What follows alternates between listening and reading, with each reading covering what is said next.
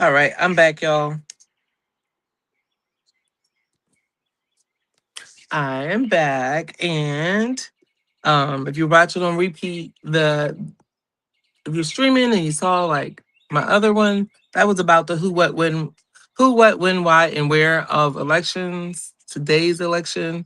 The purpose of this live is going to be to talk to you about the city council meeting that is today at City Hall at 5:30. Okay, so it's important that you let your friends and family know about all the city council meetings, right? This is how we get involved. This is how we change our communities. And not everybody is online. So if you can, your friends that are not online, let them know, hey, there's a city council meeting.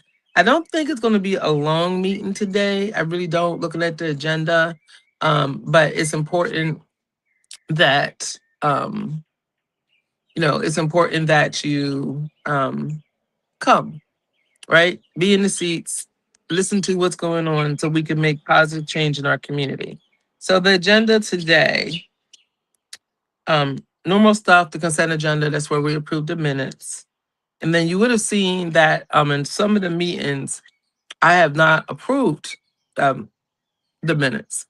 Really doesn't matter because, I'm part of the minority. So they vote five altogether all the time. But I tell you why. When I don't approve the minutes, that's because I didn't get a chance to thoroughly read the minutes.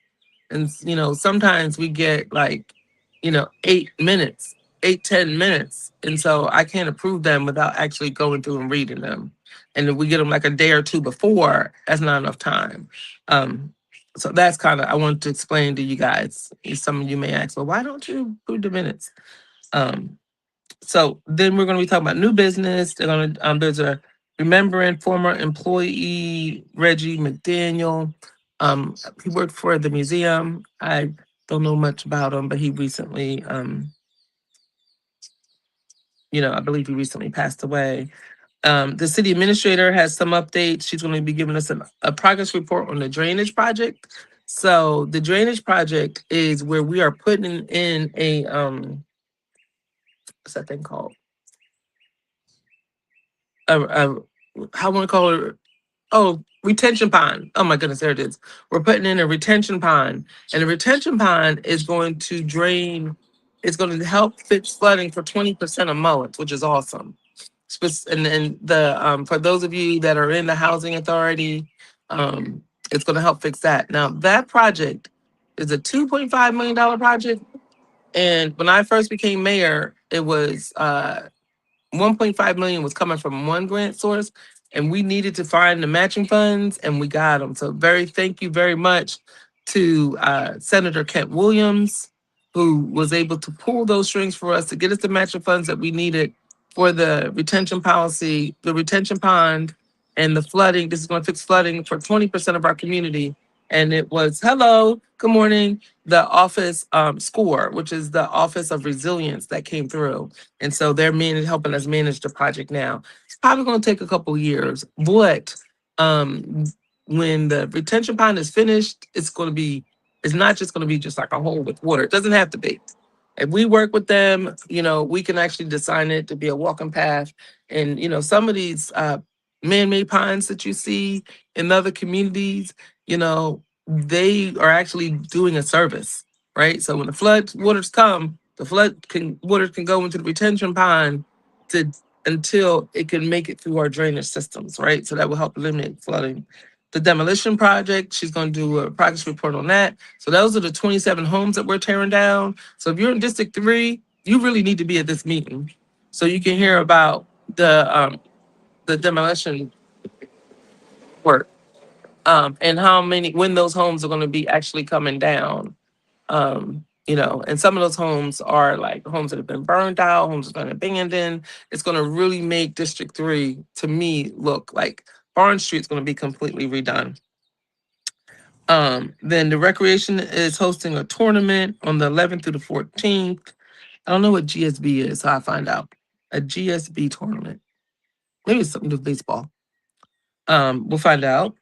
And then the so then we're going to executive session. So what happens with executive session is that there's like 3 or 4 reasons why you can go into executive session.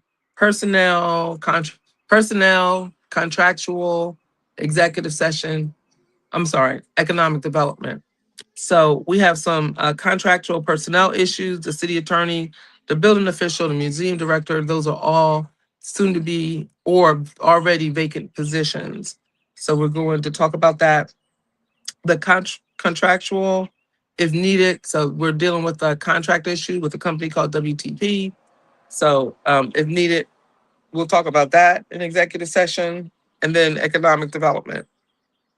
And I actually asked for that one to be put on the schedule. So now here's the thing. Yes, your city council can go into executive session to discuss sensitive items, but we absolutely cannot do anything in executive session. Everything that's done, when we come out of executive session, it'll be like we came out of executive session with no action taken. And then any action that's going to be taken has to be taken in front of you. So if you stick around, then you can hear about, what those actions are that are going to be taken.